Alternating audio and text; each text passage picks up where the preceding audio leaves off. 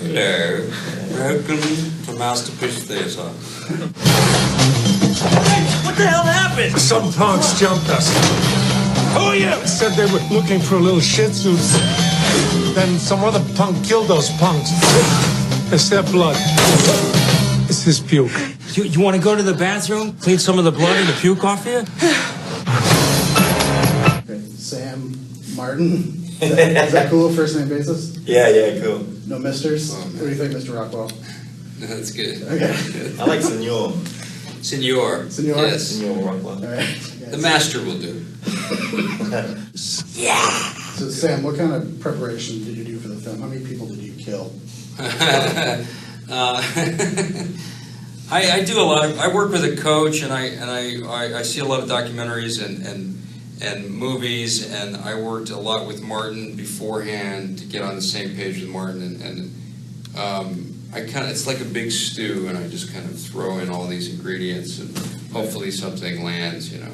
Was there a certain performance that you've seen in a film that kind You know, there were certain, I think Kathy Bates in Misery comes to mind as far as, I think it's similar in her obsession with James Caan's character and wanting to inspire him to write something. For me, I watched her performance, her arc is similar, her emotional arc is similar. She has temper tantrums at times, and my character has temper tantrums, and so it was helpful to watch. I watched the documentary Grizzly Man, Yeah. and then there's relationships that are very similar to me and Colin, like Mean Streets with Mean Streets, the Harvey Keitel De Niro relationship, the Fisher King, Robin Williams and Jeff Bridges, and Hurley Burley, Sean Penn and Chaz Palminteri have a similar relationship that me and Colin have, so that's helpful, you know. Yeah, great. But also just reading up on psychopaths and stuff like that too. You're great at playing these off-kilter personalities. Thanks, thank you. I wondered if you look to somebody like Gary Oldman for Yeah. inspiration. You remind me sure. of him for sure. And Sure, of course, yeah. I wondered We if should you do could tell me something how with Gary Oldman. We Yeah. should do something with Gary Oldman. Damn right, damn right. Should you just describe yourself as an actor? Describe myself? Yeah. How would you? Oh, describe that's, yourself? I don't know if I could. Handsome and bewildered. Yes, I would say, you know, Cary Grant meets George Clooney. No, you know, I just liked, I like the transformational aspect of acting. I like, you know, Dustin Hoffman, Gary Oldman, Sean Penn, and Robert Duvall. I mean, there's some, John Voight, you know, Jeff Bridges. I mean, there's so many, Chris Walken, you know. There's so many people to look up to, you know, obviously De Niro and Schwarzenegger, yeah. Right. Holy shit. I'm a huge movie fan, and there's a ton of great writers I admire. But if I could write like one, I don't give a shit. There's the Coens, Kaufman. I love them all, but I would write like you, Martin. Hey, that's nice, thank you. What's your process? Copying the Coens and Kaufman, really. No, I don't have a treatment for a thing before I start, so I think that helps. I don't know where it's going to go, and I kind of let the story tell itself and have fun with how the characters are surprising me. So, you know, you set up a character like Sam's character in this, and I don't know what he's going to do from scene to scene because it's so peculiar and weird, and that kind of helps in the storytelling, I think. It's each scene is kind of surprising. And if there's a bunch of characters like that, you know, a bunch of kind of oddballs doing crazy stuff, then they're going to take the story to some very weird places, I guess. But also, there's a degree of this film that's kind of, even though it's setting up this 7 psychopaths, crazy dog kidnapping plot, it's kind of an genre, gangster, guys with guns kind of story. It's kind of questioning all that stuff. It's kind of saying, isn't that kind of silly? Can't we be doing something? It's more about Gandhi and peace and love and all that. So it's having those two things at war in one's brain is kind of fun to start off a script with. Do you allow your actors to improvise? I kind of write in an improvisational kind of style, but no, we don't really. Sam ad-libs into a scene a little bit, but everything that's on the page is on screen. I always improvise, but then I always go back to the text with any movie. It's called, paraphrasing is a technique that I use, that Chris Walken does as well, and so sometimes there's a little ad-libbing before a take or after a take, and it's a good way to get into character, to kind of, because to jumpstart a scene, you kind of have to rev up a little, right. So sometimes those are usable and sometimes they're not. Most times they're not, and they shouldn't be used. Right. But I do believe in, writing a good script and making, like, I've poured over every line. It's not like some haphazard ideas of what dialogue. All those words are kind of very specific, and I've usually had the script banging around for a couple of years before making it. Yeah. So I like playing around with that process too. But then when we all get down to it, it's like we'll stick to the words. Yeah. Like the continuity thing was just to get me into the vibe.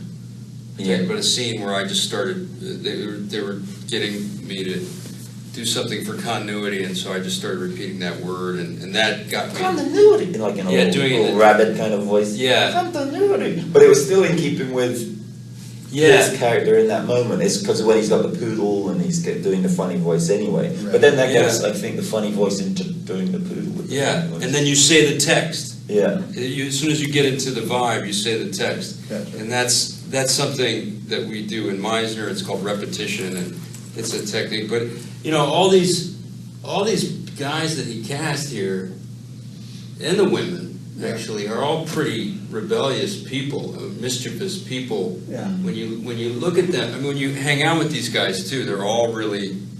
There's an anarchist, I think, in all of these people on this poster, and I think that's what we all have in common. There's a mischief there, and so I think Martin knows that and wants, by casting, Ray Fiennes or Brendan Gleeson or Colin or me or Chris Walker, he knows. I think he wants that controlled chaos there. You and Colin, you guys seem to really get along. Was that chemistry natural, or do you guys hang out off set at all?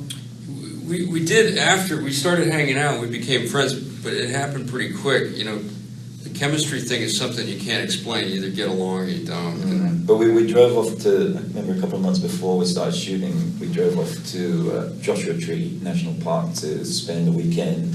3 guys hanging out, hot tub, and it was that was kind of good for just getting us on the same page and getting us kind of friendly. And so we just went to a bar and played pool, and then we read the script the next day.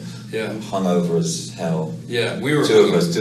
Colin smoked too many cigarettes, and we drank too much tequila. Yeah, and Belgian beers. Bad combo. Right. Wow, that was a rough day. Yeah, but we did some good work the next day. As I remember. And that's kind of. That kind of, and so Colin, it was just the 3 of us. Colin drove us to the desert and drove us back. So that, just the process of that's when Colin bought the hat for Sam that we used in the film too. Oh, right. Yeah. I think we watched The Fisher King too. Did we watch some of The Fisher King, or we watched something else? Yeah. Nice. So that kind of helps, I guess, bond, and I think the amount that everyone kind of likes each other and respects each other is kind of palpable, I think, on screen. I mean, Woody's playing the villain, but Woody's such a fun, lovely guy too. So it's almost too much fun at times, I guess. Yeah. So Martin, your movies are filled with violence, but they're also filled with a lot of humor. So, what are you trying to say with the violence? Are you trying to soften the blow with the humor?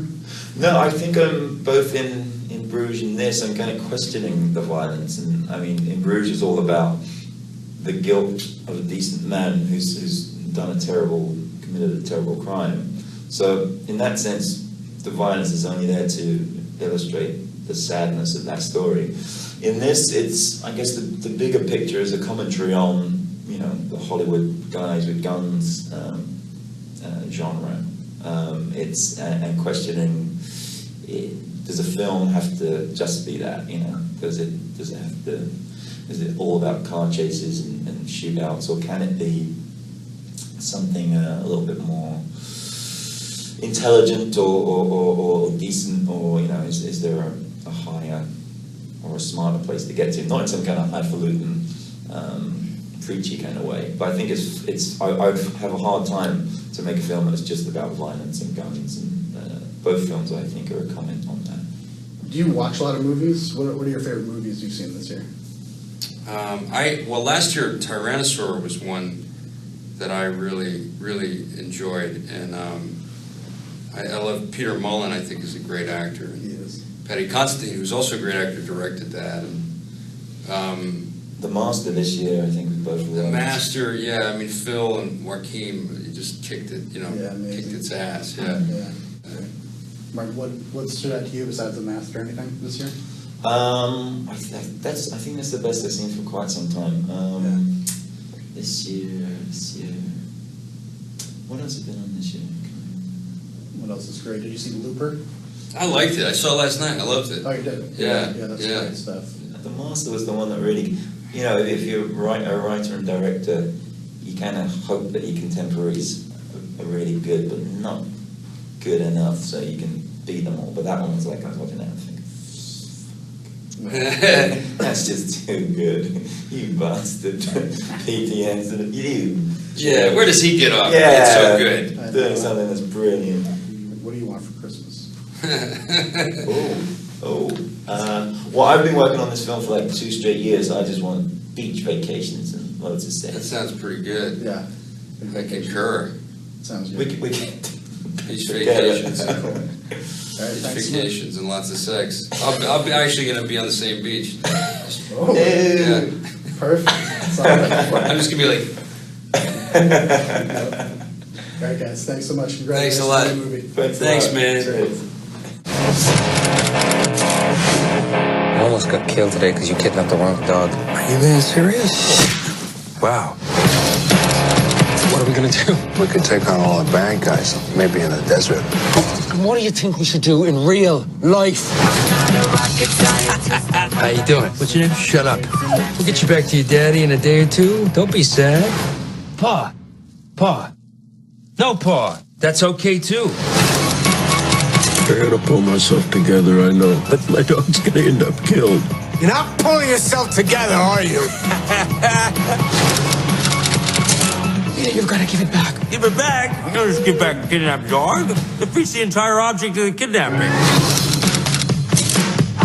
Put your hands up. No, but I've got a gun.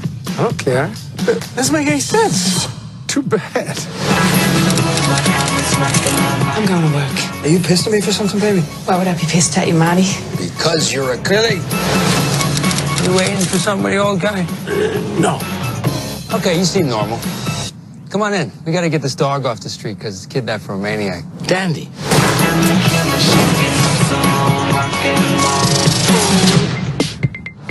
I like it. It's got layers. An eye for an eye leaves the whole world blind. No, it doesn't. There'll be one guy left with one eye. How's the last blind guy gonna take out the eye of the last guy left? thanks, man. Thanks a lot. Thank you. Cheers, that's fun. Pauly Short and Schwarzenegger are going to come be us.